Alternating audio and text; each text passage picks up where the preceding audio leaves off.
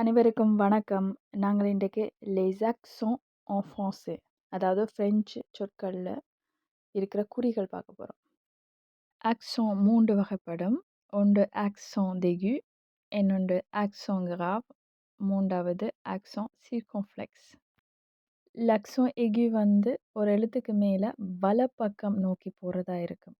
இது ஒரே ஒரு எழுத்துக்கு மேல மட்டும்தான் போடுவோம், க்கு மேல. உதாரணத்துக்கு école, café இதுல எல்லாம் வந்து accent aigu தான் பாவிப்போம். accent graveக்கு வந்து இடப்பக்கமா கோடு மாதிரி ஒன்று போடுவோம். இடப்பக்கத்தை gaucheன்றது. அப்ப grave, gauche அப்படி ஞாபகத்துல வச்சுக்கொண்டீங்கன்னா ஈஸியா இருக்கும். e, a, u இந்த 3 எழுத்துக்கு மேல மட்டும்தான் பயன்படுத்துறது.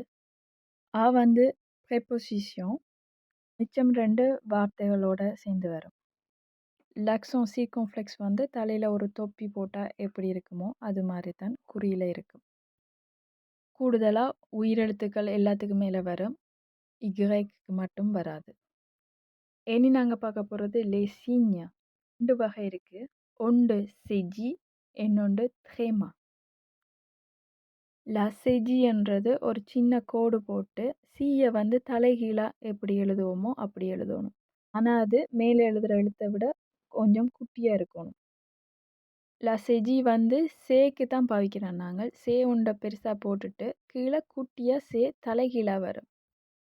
உதாரணத்துக்கு பார்க்க போனா garçon, leçon, français இதுல எல்லாம் வந்து la cédille தான் பாவிச்சிருப்பாங்க.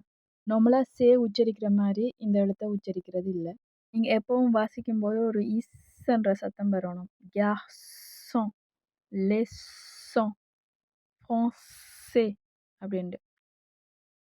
ஒரு எழுத்துக்கு மேல 2 புள்ளி வச்ச குறி வருமல்லோ அதுதான் le trémaன்றது.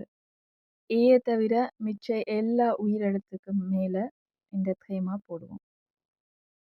இந்த பாடம் உங்களுக்கு நல்ல கிளியரா விளங்கியிருக்குமென்று நம்புறேன்.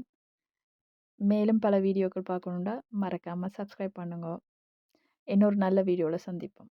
நன்றி, வணக்கம்.